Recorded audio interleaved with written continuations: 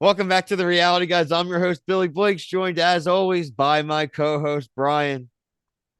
Go on, everybody. Now we are not going to be tracked. Thank you, Brian. This is Southern Charm, Season 9, Episode 9, Strange Bedfellows. The Strange Bedfellows end up being Taylor and Shep at the end of the episode. It's quite a weird development based upon the events of the episode. Um, Quickly starting at the top, Brian. Taylor goes to try. Olivia goes up to Taylor's small little lake house, which is a mansion, because that's where all these people's houses are. Right. Um, I feel like Taylor tried to play the family card a lot. They know each other. The mom's hugging her, giving her the talks. The family's all there. They go and talk about it. And Olivia at the end of the day is just like, I'm just still mad at you, dude. You suck. You're a crappy friend. I like that. I'm sorry. I just like that. It's just not like, you know what, I just have to forgive right away just because of the sake of like a show or something, or because like I know your mom. Like it's just she took her damn suitcase and left. Went to Shep's house, but still left.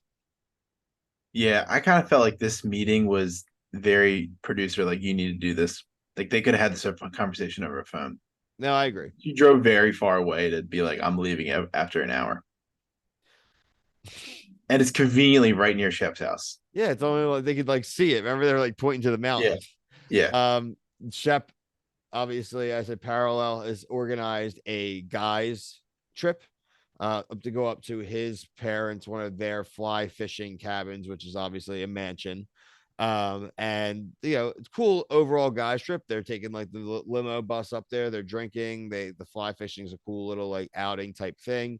Um, we obviously see Brian with his tinfoil hat, Craig again always delivering right now. He says that all the government conspiracies and the government won't be able to track us if you're wearing a tinfoil hat.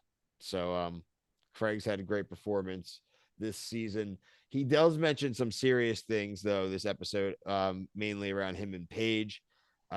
Craig mentions his biological clock a few times. Craig doesn't really work like that. Right. Um, it's the other way, but I get what he's saying. He doesn't want to be an old dad. He's Yeah. 35, so he's like a year older or two than us. Paige is obviously a little bit younger. She's only 30. Mhm. And she's always said she doesn't want to have kids till she's 35. That would put him to like 40. He basically would be like Thomas Ravenel, and he doesn't want to be Thomas Ravenel. Oh man. That would be quite the turn. Thomas was 50 to be fair, but still. Yeah, right. And like Catherine was super young. So at least like if he was older and he did have babies with Paige, at least Paige is kind of like same It's in age the ballpark appropriate. of the ages. And they've actually been dating. Uh, what do you feel about this? I mean, it's not really big spoilers. I mean, everyone watching this definitely follows like Bravo, kind of like that. They're still together. Um, do you think this is going to be like a storyline that ticks up maybe next season or in like Summer House or something like that? Like, Yeah, what do I'd you say feel Summer about House. Paige? I think it's just like they need to decide where they want to live. That's the big problem. Because if they that's the hang up. Because once they figure out where they want to live and they both are there, I think they will easily get engaged. Do you think there's a better chance she comes down to him, or do you think he goes up to her? I mean, he's got that business. I think she's gonna come down to him. I think that's the smart move right now. Doesn't mean they could be there for their entire lives, but at least for now, right? He does have the more established like physical brand and has to be there. So I know she does like a lot of like fashion stuff, but as far as her show filming, like she could just go stay. I guess it would be kind of a bitch to go like every other weekend if she's going back to the city like they did in the older seasons. But I don't know. Maybe if you she get just paid to doesn't. do it, you'll just do it though. I mean, whatever. Yeah, that's true. That's true. You can always just get like a hotel. I'm. You could just fly out. I mean, Craig's making the pillow money. Anything's possible.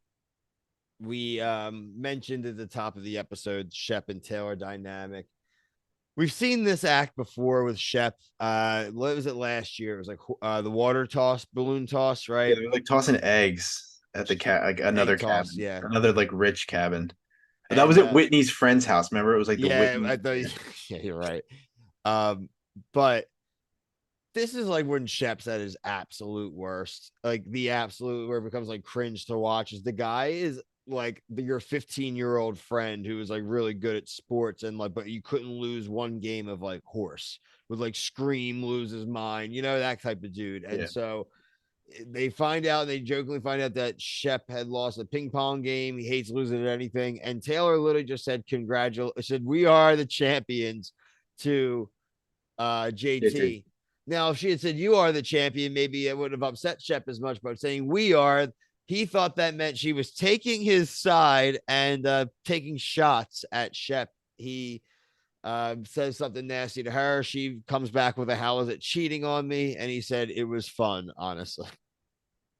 Like Yeah, she throws the he's such wine a on him. scumbag, man. Him and Austin, I don't know how any women are interested in him after everything we've seen for years. I think there's no defense for it. She laying in the bed that she made, like I can't really start feeling bad for her. She knew what he was like. She goes and lays in the bed with him after this happens. Yeah, But just before give me a they go to break. bed, as soon as this happens, he decides to turn basically 180 and just start yelling at Austin about him being a piece of crap.